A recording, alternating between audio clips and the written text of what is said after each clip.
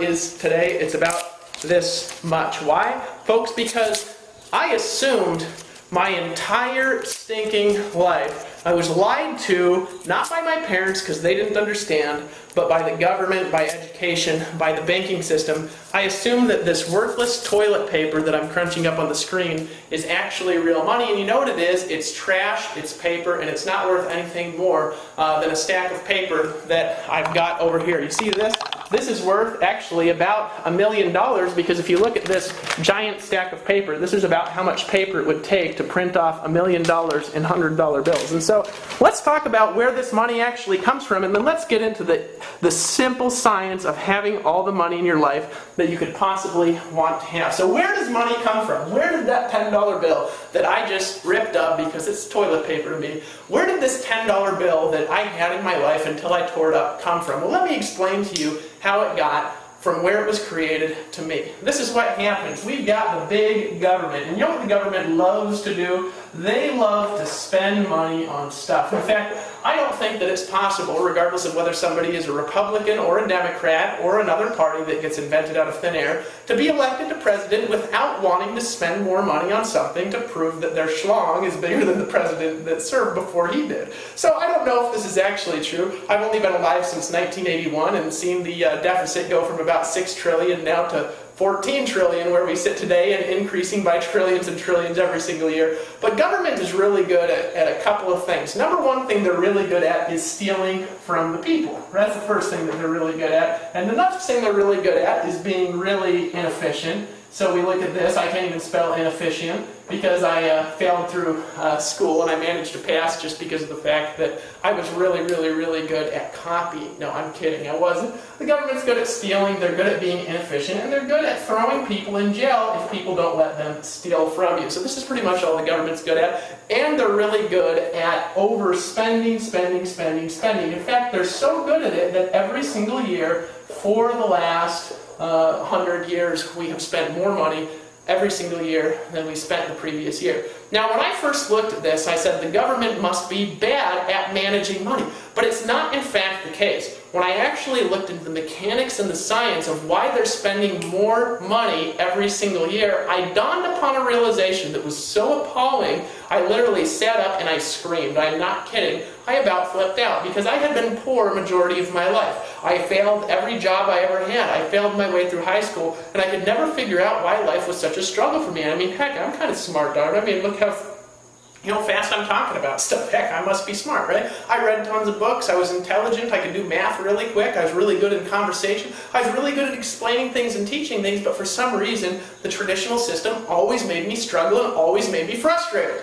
Why? Well, this is the answer why. Let me show you actually how this whole process starts. So I said, well, the government's stealing and they're inefficient, and that's what I assumed at first. But let me tell you actually what I discovered. You see, it used to be written in the U.S. Constitution. I'm using the United States as an example because, when I was born in the States, it was a great country. Everybody was patriotic. Everybody would have died for their country, except the Jehovah's Witnesses. Those guys definitely would rather knock on the door, but they're great people too. We had a great country with a lot of patriotic people, did we not? Well, I think that we have a wonderful country. We had lots of people, $10 an hour then was even a lot of money. It wasn't as much as it was in like 1912, but it was still a fairly amount of money. The money supply was managed okay, but we were just starting to run into some problems. But I didn't understand how any of this stuff happened, but here's what I discovered actually happened.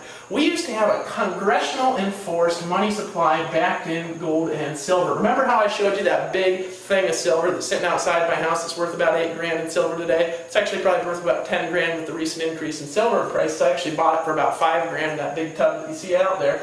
It's about doubled in the last 6 months or so. But Congress used to have a gold and silver backed money supply that was controlled by the federal government. 3 times in the United States history, central banks came up and they tried to take control of the money supply. Now, a central bank is a bank like the FED, the Federal Reserve, and it is not controlled by the government. It's controlled by private people, and nobody knows who they are. That's the way central banks have always operated, and in fact, banks like the central banks and monetary systems like we have today have actually caused the physical collapse of over 600 civilizations through history. Isn't that fascinating? Well, the Federal Reserve said, you know what, we're having banking problems in the world. There's a problem with gold and silver. We can't infinitely expand the economy because gold and silver is keeping it in fixed margins. We need a centralized controls bank so we don't have bank crunch, so we can insure people's money in the bank so people feel safe and secure. And for safety and security, we got bamboozled and tricked into believing that a centrally controlled private bank was better at managing our money supply than God-given gold and silver. And let me tell you exactly what's happened since then. If you look at a chart of inflation from the time the United States was formed, which I believe is 1776, all the way up until the time the Federal Reserve was formed, which I believe was 1929, although I could be a little bit off on those dates. You can look them up on the internet. The inflation chart goes like this. It goes up and down, up and down, up and down, fairly flat line.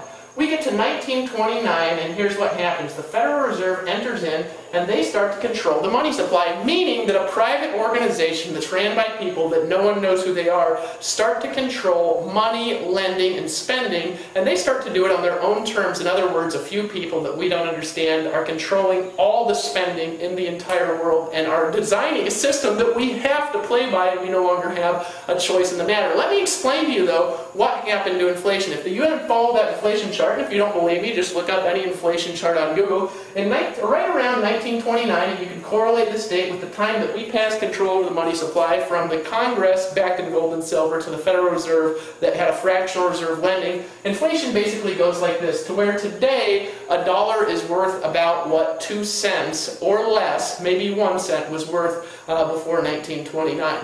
And so you say, well, how did this process happen? Well, we went from having our money backed in tangible assets to having something really fascinating happen in the economy. And let me explain to you exactly what it is that happened. We started doing something called fractional reserve lending. Now, if you really want to know what fractional reserve lending is, I want you to read that book. It's called The Creature from Jekyll Island, and it's really going to open your eyes to how all this stuff works. Let me turn the light on here really quick, see if I can get a little bit more definition in my face. Fractional reserve lending essentially means this. It means a bank can create money out of thin air. Now, I'm not explaining to you the entire process of how it works.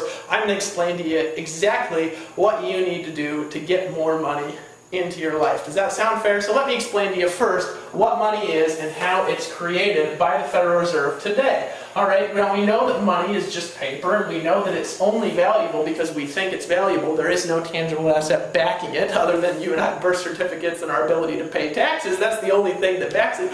But let me explain to you the appalling truth and bring that into the real truth of how to create prosperity. Let's cut through all the bull crap and the fluff, and let me show you the ultimate way to get money, period.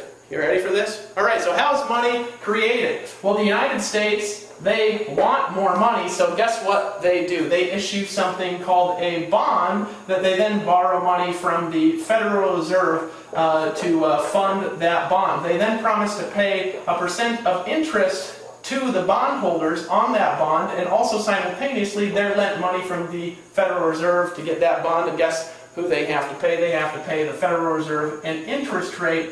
Here's what that money comes from. You ready? The money comes from the United States lending, meaning money is created out of thin air, not from any tangible assets, but from debt. Now, if I misexplain this process even a little bit, I do apologize. I'm not a university professor. I'm a guy who flunked 8th grade. However, I understand fractional reserve lending better than most people do. So let me explain to you how this works. So money is literally created out of debt. Now, let me ask you a question here real quick. Does that make sense? Not really, right? So you say, wait. So where's the money come from? Private bank prints it, gives it to the government, who then issues a bond. Government has to pay interest to this guy. Government has to pay interest to this guy. Now, what's the problem with creating interest on money that was created from debt? Here's the problem. You're creating money by adding ones and zeros to a little computer that then prints off the money. And in fact, today, not all of it's printed. It's just circulating in ones and zeros in computers. Well, here's the problem that this creates. Let me explain to you exactly what happens and why it's so appalling. Because this money, number one, is all the money that there is, and if the debt was paid off, there would be no money. That's right. If we paid off all the debt that we have, that $14 trillion that we owe, which is about $47,000 per man, woman, and child that exists in the United States, that's how much we all owe all these people all over the world we're borrowing money from, there would be no money with our current system. So in other words, our current system of having money can't exist without debt. Isn't that appalling? It's absolutely unbelievable that only 1 in about 100,000 people know that, but it's clearly written if you read any of the documents on fractional reserve lending by the Federal Reserve. They create it out of thin air, then they charge interest on it. Now here's the crazy thing, because they're charging